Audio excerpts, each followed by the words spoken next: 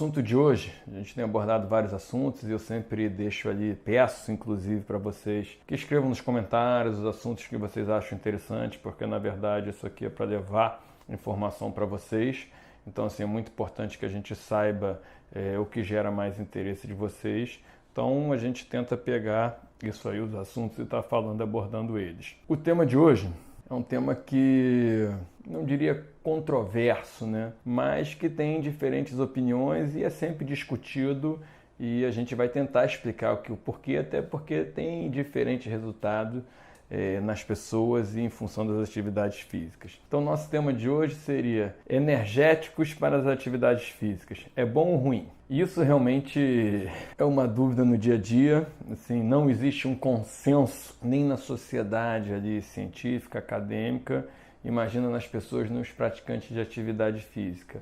O porquê? Primeiramente, o que são os energéticos ou os termogênicos? São substâncias que são estimulantes do seu sistema nervoso central. Então a cafeína, por exemplo, é considerada um energético. O guaraná é considerado um energético. Essas bebidas energéticas que as pessoas tomam muito mais ali de maneira social, na noite, com outras bebidas alcoólicas, são considerados energéticos. E na grande maioria das pessoas ele melhora a performance, mas em algumas ele piora. E o porquê? Primeiro de tudo, a gente tem que entender que existem, quando a gente fala da cafeína, por exemplo, existem os metabolizadores lentos como os metabolizadores rápidos. O que isso quer dizer? Se você é um metabolizador lento, por exemplo, você provavelmente com uma dose muito pequena vai te dar um efeito muito grande. E aí essas pessoas tendem a não se sentir bem com isso. Então, muito perigo para essas pessoas. E normalmente a pessoa que é um metabolizador lento, hoje você tem não só a maneira ali, a percepção de que você tomar e você sentir, se você se dá bem, se você se adapta ou não, com certeza, mas você pode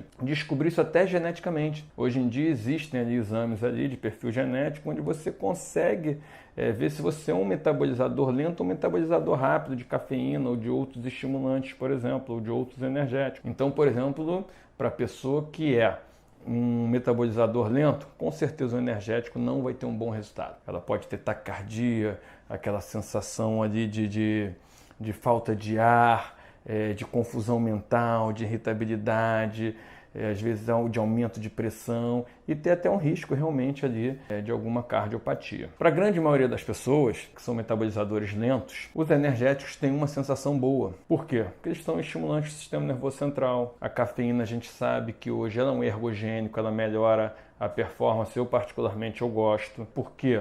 Primeiro, diminui a tua fadiga central. Então, o que é isso? Porque você tem a fadiga periférica, que é o músculo, que ele cansa, e tem a fadiga central, que às vezes a pessoa cansa antes ali, tem aquele desânimo e assim o corpo até aguentaria mais. E na verdade ali assim cansou mentalmente e vice-versa.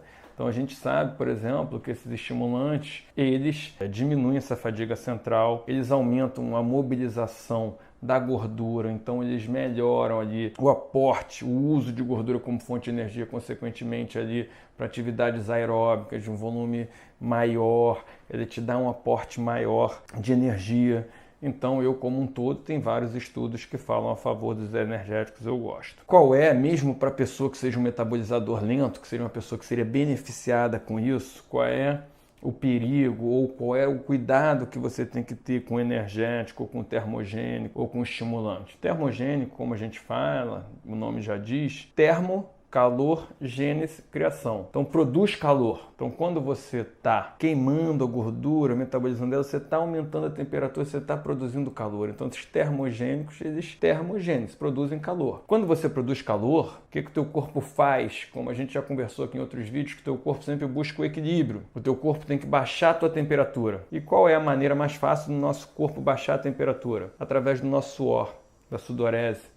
Então, quando a gente sua, você diminui a temperatura, um fenômeno chamado convecção. E isso significa o quê? Primeiro, aumento de temperatura gera uma fadiga central. Então, algumas pessoas podem ter esse aumento de temperatura, gerar uma fadiga central e isso piorar a performance, mesmo sendo ali um metabolizador rápido, ali uma pessoa que se adapta, uma dose muito importante. E outra coisa, em provas mais longas também, além de aumentar a temperatura, você vai aumentar a tua sudorese, consequentemente você vai desidratar. E a desidratação também piora a tua performance. Então, para você que toma um energético, um estimulante, um termogênico, é muito importante a questão da temperatura e da tua hidratação. Para o que inicialmente vai te dar aquele gás por ser um estimulante do sistema nervoso central, uma sensação ali melhor de prazer, de mais disposição na atividade física, isso não comece a cair a tua performance em função de uma desidratação e de um aumento de temperatura, que é sabido que